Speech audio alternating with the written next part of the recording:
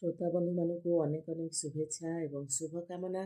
आज आउ एक सुंदर नुआ कहानी सहित मु आपण मान पाखरे पहुँची। जड़े अंध थिला। अंधटीर आखि को आदौ देखा जाऊ नथिला। पुराणा छिंडा लुगारे दुर्बल देह को तार घोड़े नई नई बाट चलुथिला। थरुथिबा हातरे तार सितारटी को धरी गलीरु गली को से बुली बुली गीत गाउथिला। सेतेबेले पिलाठारु बुढ़ा जाए समस्ते ताकू घेरी जाउथिले। अंध गायक आसिला, अंध गायक आसिला। सभिंकर एई पाटितुंडरे सारा बस्तीटी कंपी उठुथिला। अंध सितार बजाई गीत गाए। लोकमाने बिहोल होई सुनती। बेले बेले सेही गीत गुड़िक एते हृदयस्पर्शी हुए जे सुनिबा लोकर आखिरु लुह बगी आसे। अंधर गीत शुणी लोकमाने ताकू पैसा दियंती। अंधटी सेही सबु पैसा को गरीब असहाय लोकों को बांटी दिए।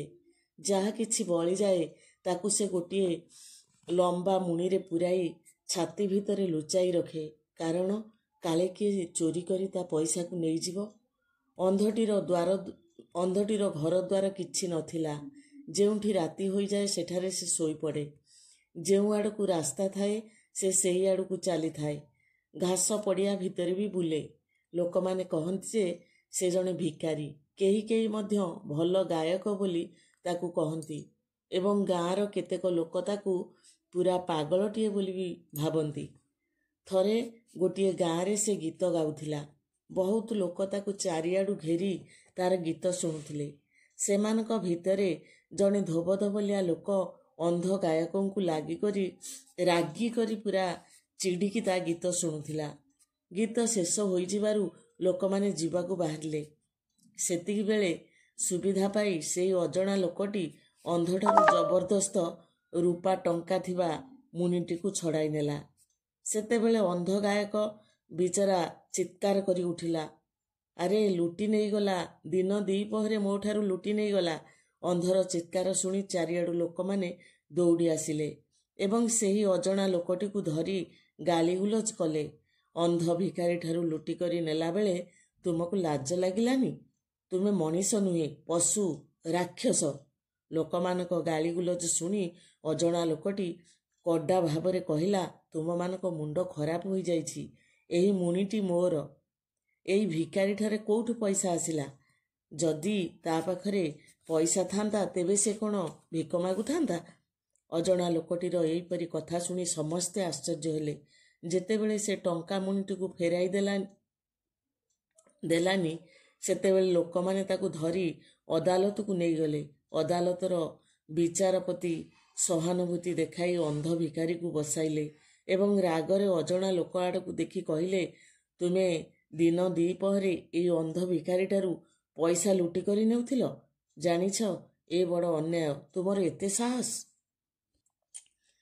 तांको कथारे अजणा लोक उपरे किछि प्रभाव पड़िला नाही, जेमिति कि से किछि जाने ना।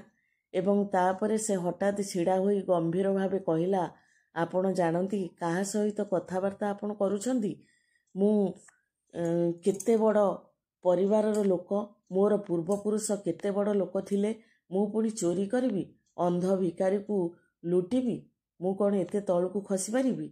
महाशय, आपणक भली लोकंकु मु मुहूर्तक मध्यरे उड़ेई देई पारिबी। मो परिवारर राजकुमार आउ राजदरबार सहित संपर्क अछि। एपरी किए अछि जिए कि मो बापा को जाने नहीं? मांचुरिया नुहे, 7 समुद्र पारीर लोक माने मध्य तांको ना जानिछंती। आपण तांको चिन्हंती? वृद्ध अटंती, अंटा तांकर नई पड़िछि। तांको ना कौन? जज पचारिले। कुहाजिब, मात्र वर्तमान नुहे। एई सबु शुणी जज चिंतित हेले। कथार रहस्य किछि बुझी पारिले नाही। तेणु मकदमा को परदिन पई स्थगित रखिले। सेदिन रातिरे अजणा लोकटी को जेल रे रखागला। रातिरे केही नथिबा बेले जज सेई लोकटी पाखकू आसिले। तापरे मुणीरे थिबा रूपा टंका को बांटी दियागला। ए कथा आउ केही देखिले नाही, जानिले नाही मध्य। ता परदिन पुणी अदालत बसिला। एथर जज बहुत बदली जाइथिले। बुढ़ा भिखारी को रागी करी कहिले, बदमाश बुढ़ा, अन्यर पैसा देखी ईर्षा करुछु? धनी गरीब तो सबु भाग्य नहीं हुअंती। ପୁଣି ତୁ ଏପରି ଭଲ ଲୋକଙ୍କର ଟଙ୍କାମୁଣିକୁ ହାତେଇବାକୁ ଚେଷ୍ଟା କରୁଥିଲୁ। ଭାବୁଛୁ ଧନୀ ହୋଇଯିବୁ। ତତେ ଏ ବୁଢ଼ା ବୟସରେ ଲାଜ ଲାଗୁନି? ବୁଢ଼ା ଆବାକ ହୋଇଗଲା। ସେ କିଛି ବୁଝିପାରିଲା ନାହିଁ। ନିଜ କାନ ଉପରେ ତାର ବିଶ୍ୱାସ ହେଲା ନାହିଁ।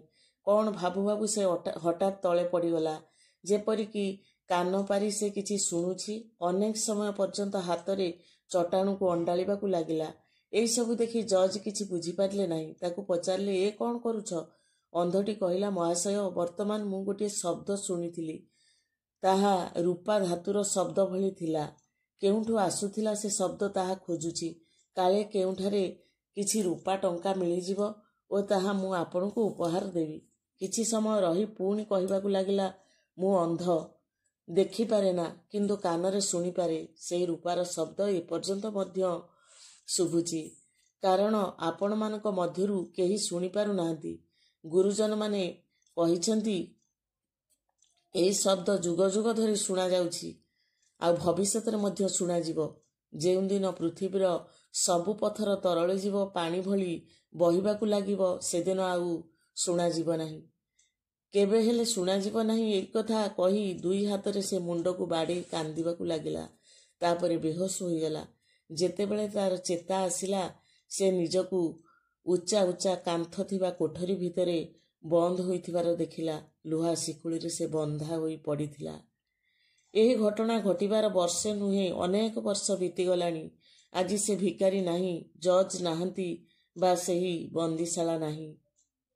କେବଳ କେତେକ ପାହାଡ଼ର ଭଙ୍ଗା ଅଂଶ ପଡ଼ି ରହିଛି, ଯେଉଁଥିରେ କି ଅମାବାସ୍ୟାର ଅନ୍ଧକାର ରାତିରେ କେବେ କେବେ ଏଇଭଳି ଶବ୍ଦ ଶୁଣାଯାଏ। ପଥର ତରଳିବ, ରୂପାର ଶବ୍ଦ ଆଉ ଶୁଣାଯିବ ନାହିଁ। ଶୁଣାଯିବ ନାହିଁ, କେବେ ହେଲେ ବି ଶୁଣାଯିବ ନାହିଁ ରୂପାର ଶବ୍ଦ।